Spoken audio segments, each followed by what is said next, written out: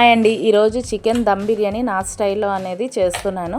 ఇది ముందు రోజు నైట్ అనేది నేను 1/2 kg చికెన్ అనేది తీసుకొచ్చి బాగా క్లీన్ చేసి అందులో పసుపు, ఉప్పు, కారం వేసుకున్నాను. అండ్ ఇంట్లో చేసిన జీలకర్ర పొడి, ధనియాల పొడి అనేది వేసుకున్నానండి. మనం ఇక్కడ గట్టి పెరుగు అనేది తీసుకున్నాం. గట్టి పెరుగు అయితే మనకి కొంచెం గ్రేవీ అనేది థిక్గా అనేది వస్తుంది. అండ్ ఆయిల్ అనేది 2-3 డ్రాప్స్ అనేది వేసుకున్నాను. పెరుగు నుంచి మనకి ఆయిల్ అనేది బయటకు వస్తుంది కాబట్టి 2-3 డ్రాప్స్ అయితే సరిపోతుంది. అండ్ లెమన్ అనేది నేను బాగా పిండుకున్నాక 1/2 లెమన్ తీసుకున్నాను. అల్లం వెల్లుల్లి పేస్ట్ వేసి బాగా కలిపేసాను.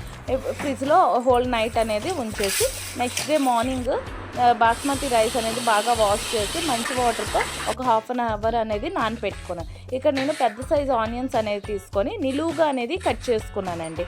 నిలువుగా కట్ చేసుకున్నాను. ఇప్పుడు పొయ్యి మీద కుక్కర్ అనేది పెట్టుకున్నాను. నా దగ్గర బిర్యానీ హండీ అనేది లేదు కాబట్టి 5 లీటర్స్ కుక్కర్ అనేది తీసుకున్నాను.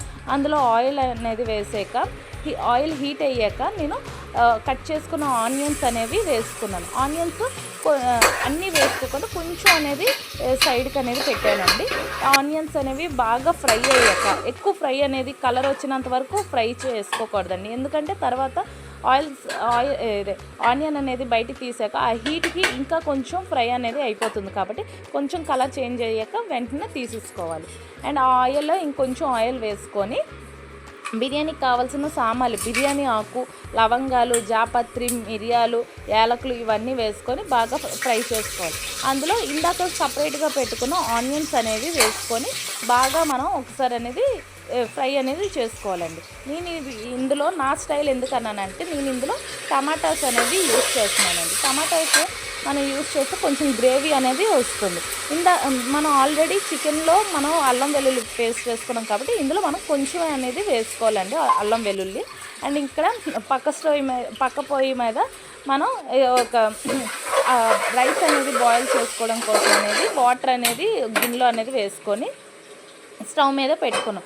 కొంచెం వాటర్ అనేది బాయిల్ అయ్యాక అందులో మనకి రుచికి తగ్గట్టుగా సాల్ట్ ఇదే మెయిన్ పాయింట్ అండి. ఎందుకంటే ఇందులో సాల్ట్ అనేది కొంచెం ఎక్కువగానే పడుతుంది. ఎందుకంటే ఈ బిర్యానీ మొత్తానికి ఇక్కడే సాల్ట్ అనేది మనం యాడ్ చేస్తాం. సాల్ట్ యాడ్ చేసాక సాల్ట్ ఎంతలా వేయాలంటే మనం వాటర్ అనేది టేస్ట్ చూస్తే వాటర్ అనేది కొంచెం ఉప్పుగా అనేది ఉండాలి. ఉప్పుగా ఉంటే మనకి రైస్కి అనేది పడుతుంది. ఆ వాటర్లో కూడా మనం బిర్యానీకి కావాల్సిన సామాన్లు అన్నీ వేసేసి కొత్తిమీర, పుదీనా వేసుకొని కొంచెం ఆయిల్ అనేది వేసుకున్నాం. ఆయిల్ ఎందుకు వేసుకున్నాం అంటే రైస్ అనేది ముద్దగా అయిపోకుండా పొడి పొడిగా ఉండడం కోసం అనేది ఆయిల్ అనేది వేసుకున్నాం. ఇప్పుడు పక్క స్టవ్ మీద ఆనియన్స్, టమాటాస్ బాగా వేగిపోయాయి కదా, అందులో మనం చికెన్ అనేది వేసుకున్నామండి. చికెన్ బాగా కలిసేటట్టు ఆనియన్స్, టమాటాస్లో గ్రేవీలో బాగా కలిసేటట్టు కలుపుకోవాలి. మనం కొత్తిమీర, పుదీనా వేసుకొని ఒకసారి అనేది కలుపుకోవాలండి.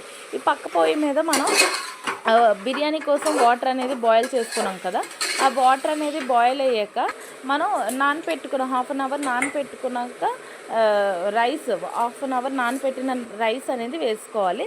అండ్ ఇక్కడ చెప్పడం మర్చిపోయానండి, ఇందులో మిరపకాయలు అనేది వేసుకోవాలి మనకు కారం తగ్గట్టుగా. నేను ఇక్కడ ఘాటు ఉన్న మిరపకాయలు కాబట్టి ఒక 5 తీసుకున్నాను. మీకు ఘాటు లేని మిరపకాయలు అనేవి ఉంటే ఒక 8-9 అయితే తీసుకోవాలి. నేను ఇక్కడ ఘాటు ఉన్నవి కాబట్టి ఒక 5 మిరపకాయలు అనేవి తీసుకున్నాను. అందులో నానబెట్టుకున్న రైస్ అనేది వేసుకొని బాగా మిక్స్ అనేది చేసేస్తాం. ఇది చూసారా, చికెన్ కర్రీ అనేది నేను వాటర్ వేయకంటే చికెన్లోని మనం పెరిగేసాం కదా, ఆ గ్రేవీ అనేది బయటకు అనేది వచ్చింది. ఆ గ్రేవీ మనం పక్కకి తీసుకోవాలండి. కొంచెం పక్కకి గిన్నెలో అనేది తీసుకోవాలి. ఇక్కడ చూసారా, రైస్ అనేది బాగా బాయిల్ అనేది అయిపోయింది. ఇక్కడ మనం రైస్ మెతుకు అనేది ముట్టుకుంటే విరిగిపోయేలాగా ఉండాలి ఒక 90%. ఇక్కడ నేను మసాలా అంటే బాయిల్ అయిన రైస్లో మసాలాలు వేసాను కదండి, అవన్నీ పక్కకు అనేది తీసేసుకున్నాను. ఎందుకంటే ఇప్పుడు మనం చికెన్లో కూడా మసాలాలు వేసాం. ఇప్పుడు మనం బిర్యానీ తినేటప్పుడు మనకి మసాలాలు అంటే తగలకూడదు. ఎందుకంటే మనం ఎక్కువగా మసాలా తింటున్నాం అనే ఫీలింగ్ వస్తుంది కాబట్టి నేను ఇక్కడ మసాలాలన్నీ తీసేసి బిర్యానీ కోసం రైస్ అనేది తీసేసుకొని చికెన్ మీద అనేది ఒక లేయర్ అనేది వేసేసుకున్నాను.